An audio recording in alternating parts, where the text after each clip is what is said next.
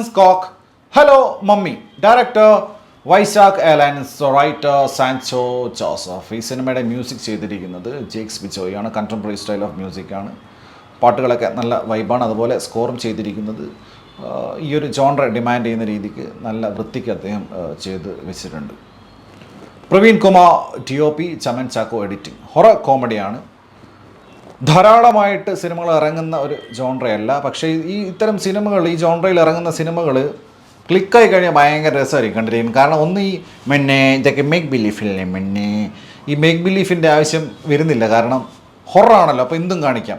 Especially slapstick പോലുള്ള പരിപാടികളൊക്കെ easy ആയിട്ട് കൺവിൻസിങ് ആയിട്ട് കാണിക്കാൻ പറ്റും. അത്തരത്തിൽ ഈ സിനിമ നോക്കുന്ന സമയത്ത് കോമഡി നന്നായിട്ട് വർക്കൗട്ട് ആയിട്ടുണ്ട്. എസ്പെഷ്യലി ഫസ്റ്റ് ഹാഫിലൊക്കെ ഷറഫുദ്ദീൻ്റെ ഔട്ട് ആൻഡ് ഔട്ട് പെർഫോമൻസാണ്.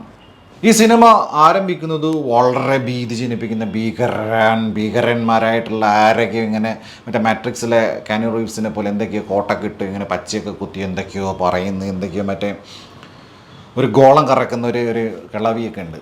അപ്പം അങ്ങനെ കാണിച്ച് വലിയൊരു സ്കെയിൽ പടം പോലെ തോന്നിപ്പിക്കുന്നതാണ്. ഇത് ചെറിയ പടമാണ്.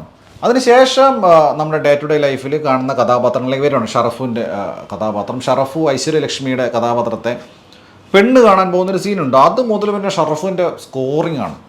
അതായത് വിൻറ്റേജ് ദിലീപേട്ടൻ എന്നൊക്കെ പറയില്ലേ, അതായത് കയ്യിൽ നിന്ന് ഇടുക, ടൈമിങ്, ഡയലോഗ് ഡെലിവറി, ഡബ്ബിങ്ങിൽ കയ്യിൽ നിന്നിടുന്ന സാധനങ്ങൾ, പിന്നെ എക്സ്പ്രഷൻസ്, അതായത് തീരെ ഓക്കേർഡല്ലാതെ കാണികളെ ചിരിപ്പിക്കാവുന്ന, അതായത് ഞാൻ പറഞ്ഞില്ല ഇത് ഹൊറർ കോമഡി ആയതുകൊണ്ട് തന്നെ ഇതിൽ സ്ലാപ്സ്റ്റിക് അടിക്കാം, ഓവർ ദ ടോപ്പ് അടിക്കാം, അതൊക്കെ കൃത്യമായിട്ട് ഡയറക്ടർ എക്സിക്യൂട്ട് ചെയ്തിട്ടുണ്ട്. അതോടൊപ്പം ഷറഫിൻ്റെ പെർഫോമൻസ് ഗംഭീര പെർഫോമൻസാണ്. കാരണം ഒരു നടൻ ഒറ്റയ്ക്ക് ഒരു കോമഡി സീൻ മുന്നോട്ട് ക്യാരി ചെയ്ത് കൊണ്ടുപോകണമെങ്കിൽ ഇറ്റ്സ് നോട്ട് ഈസി.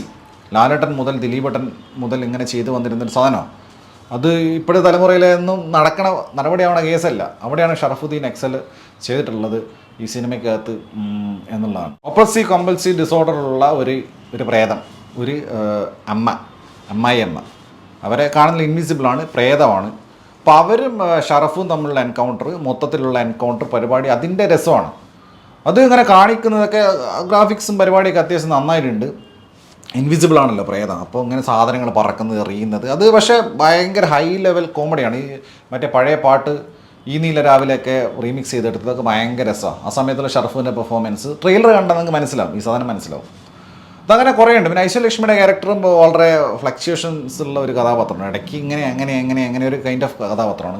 പിന്നെ ജഗദീഷ് എടുത്തു പറയണം, ഐശ്വര്യലക്ഷ്മിയുടെ അച്ഛനായിട്ട് അഭിനയിച്ച ആ കഥാപാത്രം. പുള്ളി വെപ്പം വിഷയമൊക്കെയാണ്, പക്ഷേ പുള്ളിയുടെ ഒരു ടൈപ്പ് സാധനമാണ്. പുള്ളി അത് കിട്ടുകയായിട്ട് ചെയ്തിട്ടുണ്ട്. പിന്നെ കോമഡി മാത്രമല്ല, ലാസ്റ്റ് ഭാഗങ്ങളിലേക്ക് വരുമ്പോൾ ഇമോഷണൽ സീൻസൊക്കെ അദ്ദേഹം ഗംഭീരമായിട്ട് ചെയ്തിട്ടുണ്ട്. അതിൽ തന്നെ അദ്ദേഹം ഇങ്ങനെ തബല മുട്ടണ, പുള്ളി ഇങ്ങനെ തബല മുട്ടുക. അതോടൊപ്പം തന്നെ ഹിന്ദി കച്ചേരി, പാട്ട്, ഗസലൊക്കെ പോലെ എന്തൊക്കെയാണ് പാടുക, ഹാർമോണിയം വായിക്കുക, ഇങ്ങനെ പരിപാടികളാണ്. ഹിന്ദി പ്രേതമായിട്ട് കമ്മ്യൂണിക്കേറ്റ് ചെയ്യുന്നത് ഹിന്ദിയിലാണ്.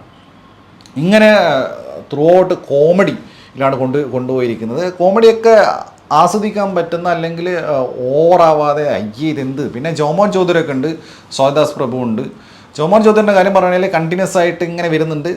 ടൈപ്പ് കാസ്റ്റ് എന്ന് പറയാൻ പറ്റില്ല, പക്ഷേ ഇതിലെ ചില കോമഡിയൊക്കെ ആവർത്തനം വരച്ചത് തോന്നി. ചിലത് ഭയങ്കര ഓവറായിട്ട് വർക്കാവാത്ത പോലെ, പക്ഷേ ചിലത് വർക്കായിട്ടുണ്ട്. ജോമോൻ ചൗധരിൻ്റെ കാര്യം അതാണ്.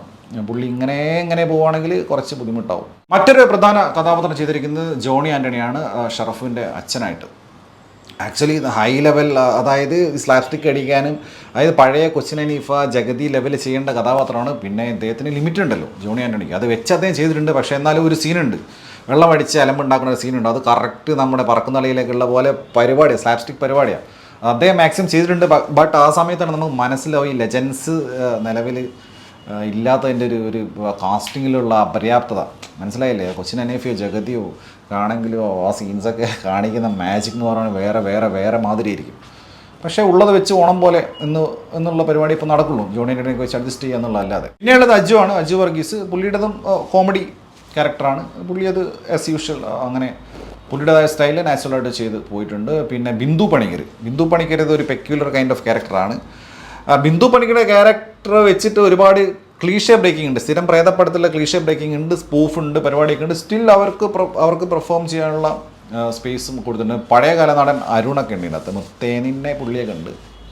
അങ്ങനെ പിന്നെ ഹിന്ദുജ എന്ന് പറഞ്ഞിട്ടുള്ള ഒരു നടനാണ്. മറ്റേ ഞാൻ തുടക്കത്തിൽ പറഞ്ഞ മറ്റേ ഇതുണ്ടല്ലോ, മാട്രിക്സ് പോലെ ഇങ്ങനെ വന്നിട്ട് പക്ഷേ ഈ സിനിമയുടെ പിന്നെ അവസാനമായപ്പോഴേ എന്താ വെച്ച് കഴിഞ്ഞാൽ ഈ അമ്മപ്പാസം ഈ പ്രേതം മറ്റേ ഇതൊക്കെ ആ സാധനത്തിന് ഈ കോമഡിയിൽ നിന്ന് മാറിയിട്ട് ട്രാക്ക് മാറ്റി ഗിയർ മാറ്റി പിന്നെ ഓവർ ഇമോഷണൽ പരിപാടി ഒരു പാട്ട് പിന്നെ അത് ഇത് അങ്ങനെ ഒരു ടുവേർഡ്സ് ക്ലൈമാക്സ് ഒക്കെ എടുത്തപ്പോഴത് ഇങ്ങനെ ഹേ ഹേ ഹേ ഹേ ഹേ ഹേ ഇത് എന്ത് എന്ത് എന്ത് എന്ത് എന്നുള്ളൊരു ഇതായിപ്പോയി.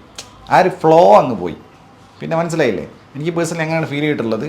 പിന്നെ ക്ലൈമാക്സ് ഈ പറഞ്ഞ പരിപാടി അറിയാലോ, പ്രേതപ്പടത്തിന് എന്ത് ക്ലൈമാക്സ് ഉണ്ടാവും എന്നുള്ളത് നിങ്ങൾക്ക് അറിയാലോ, ലോകത്തെല്ലാ പ്രേതപ്പടത്തിനും ഉണ്ടാകുന്ന ക്ലൈമാക്സ് തന്നെ.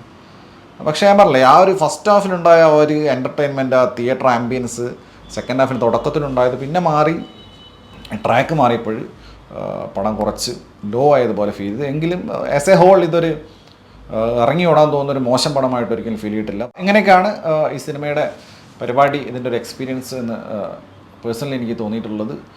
പിന്നെ മറ്റേ രണ്ടാം ഭാഗം ഊമ്പിക്കുന്ന പരിപാടി ഇതിനകത്തുണ്ട്. എന്താ അവർ ഉദ്ദേശിക്കുന്നത് മനസ്സിലാവുന്നില്ല. ഒരു സിനിമ എഴുതി അങ്ങ് അവസാനിപ്പിക്കും, അതങ്ങ് ഒരു ഫുൾ സ്റ്റോപ്പ് ഇടും. സിനിമയുടെ ക്ലൈമാക്സ് ആദ്യം മനസ്സിൽ കാണും, എന്നിട്ട് എഴുതി അവിടെ കൊണ്ട് നിർത്ത്. രണ്ടാം ഭാഗം എന്നിട്ട് ഇതെന്ന് വയ്യേ, എഴുത്തുകാർക്ക് വയ്യേ, തീരെ വയ്യേ. എന്തുവാ ഇത്, ഒരു എല്ലാ സിനിമയ്ക്കും രണ്ടാം എന്നാൽ പിന്നെ സീരിയലാക്കി ഇറക്കാൻ പാടില്ല, വെബ് സീരീസ് ആയിട്ട് ഇറക്കാൻ പാടില്ല, എന്നാൽ കുറേ ഭാഗമാക്കി ഇട്ട് തുടരാമല്ലോ. അത് പണി അറിയുന്ന ആൾക്കാർ എഴുതി നിർത്തണം. ഇല്ല വലിയ രാജമൗലിയുടെ പടമൊക്കെ പോലെ മറ്റേ ബാഹുബലിയൊക്കെ പോലെ കറക്റ്റായിട്ട് 2 പടം ഉണ്ടാക്കി ആദ്യം വെച്ചിട്ട് 2 ഭാഗമായിട്ട് ഇറക്കണം. എന്നാലും ബാഹുബലി 1 പൂർണ്ണതയുണ്ട്. അല്ലാതെ വെറുതെ ഇങ്ങനെ രണ്ടാം ഭാഗം എന്ന് പറഞ്ഞിട്ട് ഇങ്ങനെ ഊമ്പിക്കണ പരിപാടിയില്ല. സീരിയസ്ലി മടുത്ത്, മലയാള ഭാഷയിൽ മാത്രമല്ല മൊത്തത്തിൽ ഈ രണ്ട് കണ്ട് മടുത്ത്. ഇതുപോരായിട്ട് പണ്ട് ഇറക്കിയ പടം ഇനി വീണ്ടും 2 അനൗൺസും ചെയ്യുന്നു. പുതിയ വല്ലതും ചെയ്യും, അല്ലെങ്കിൽ ഇപ്പോൾ ചെയ്യുന്നത് ഒന്ന് ഫുൾ സ്റ്റോപ്പിട്ട് അവസാനിപ്പിക്കും, എന്നിട്ട് കുറേ കാലം കഴിഞ്ഞിട്ട് 2 ചെയ്യും. ഇത് വയ്യെങ്കിൽ അത് സമ്മതിക്കണം.